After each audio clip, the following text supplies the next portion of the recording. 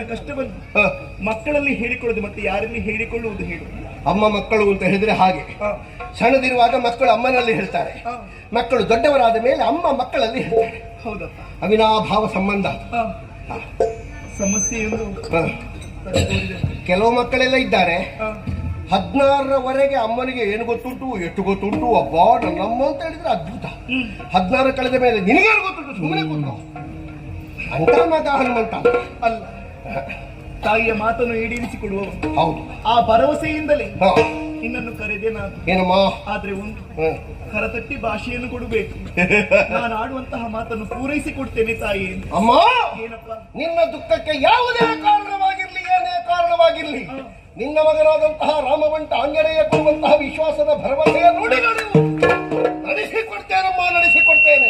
ಈಗ ಭರವಸೆ ಬಂತು. ಮತ್ತೆ ಇವನ್ ಯಾರು ಎನ್ನುವ ಹಾಗೆ ಕೇಳುತ್ತಾ ಇದೆಯಲ್ಲ, ಯಾರಮ್ಮ ಅವನ ವಿಚಾರವನ್ನು ಆಡುತ್ತೇನೆ.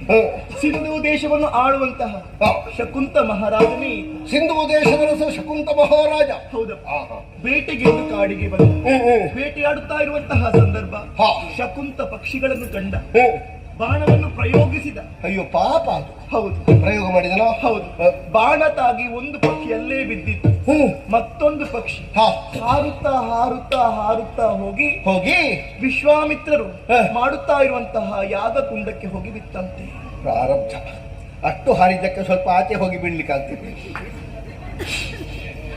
ಅವರಿಗೆ ಮೊದಲೇ ಕೋಪ. ಏನ್ ಮಾಡ್ತಾರ ಅವರು ಆಡಿದ್ದೇನು. ಕೆಲವು ಸಲ ಅಂತ ದೊಡ್ಡವರಿಗೆಲ್ಲ ಬೇಕಾದದಕ್ಕೆ ಕೋಪ ಬರುವುದಿಲ್ಲ, ಬೇಡದಕ್ಕೆ ಕೋಪ ಬರುವುದು. ಹೌದಪ್ಪ, ನೇರವಾಗಿ ಇವನ ಬಳಿಗೆ ಬರ್ಲಿಲ್ಲ. ಮತ್ತೆ ಯಾಕೆ ಹೀಗೆ ಮಾಡಿದೆನು ಹಾಗೆ ಪ್ರಶ್ನಿಸ್ಲಿಲ್ಲ, ಶಾಪವನ್ನು ಕೊಡ್ಲಿಲ್ಲ. ಆಡಿದ್ದು ಒಂದೇ, ಏನು ಅಂತ, ದಿನ 8ರ ಒಳಗಾಗಿ ನನ್ನ ಪ್ರಿಯ ಶಿಷ್ಯನ ಮುಖೇನವಾಗಿ ಇವನ ಶಿರವನ್ನು ಕತ್ತರಿಸ್ತೇನೆ ಎನ್ನುವ ಹಾಗೆ ಭಾಷಾಬದ್ಧರಾದ. ಇನ್ನೇನು ಮಾಡ್ಲಿಕ್ಕೂ ಸಾಧ್ಯ ಇಲ್ಲ, ಹೋಗುದು ಹೋಗ್ತದೆ. ಎಂತದ್ದು ಅಲ್ಲಿಂದ ತೀರ್ಮಾನ ಆದ್ರೆ ಮತ್ತೆ ಅದನ್ನು ಎಂತದ್ದು ಮಾಡ್ಲಿಕ್ಕೂ ಸಾಧ್ಯ ಇಲ್ಲ. ಇವ ಸುಮ್ಮನೆ ಉಳಿಲಿಲ್ಲ, ಮತ್ತೆ ಅದನ್ನಾಲಿಸಿ ಈ ಅಂಜನಾದ್ರಿಗೆ ಬಂದ. ಅವನ ಮುಖ ನೋಡುವಾಗ ಗೊತ್ತಾಗ್ತದೆ. ಪ್ರಾಣ ಭೀತಿಯಿಂದ ಆರ್ತನಾಗಿ ನನ್ನ ಕಾಲಿಗೆ ಎರಗಿದ. ಅಮ್ಮ, ಪ್ರಾಣದಾನವನ್ನು ಮಾಡಬೇಕು ಅಂತ. ಆ ಕಾಲಕ್ಕೆ ನೀನಾಗ ಇಲ್ಲ, ಅದಾಗುವುದಿಲ್ಲ ಅಂತ ನೀನು ಹೇಳಿರ್ಬೇಕು. ಇಲ್ಲ ಮಗನೇ, ಮತ್ತೆ ಆರ್ತರಾಗಿ ಬಂದವರನ್ನು ರಕ್ಷಿಸುವುದು ನಮ್ಮ ಧರ್ಮವಲ್ವೇ ಹೇಳಿ. ಅದಕ್ಕೆ ಹಾಗಾಗಿ ಹೇಳಿದೆ, ಹರಿಹರರು ಅಡ್ಡಯಿಸಿದ್ರು ಕೂಡ ನಿನ್ನ ಪ್ರಾಣಕ್ಕೆ ನಾನೇ ಹೊಣೆ ಅಂತ. ಅಲ್ಲಿಗೆ ಸುಮ್ಮನಿರಲಿಲ್ಲ ಆತ.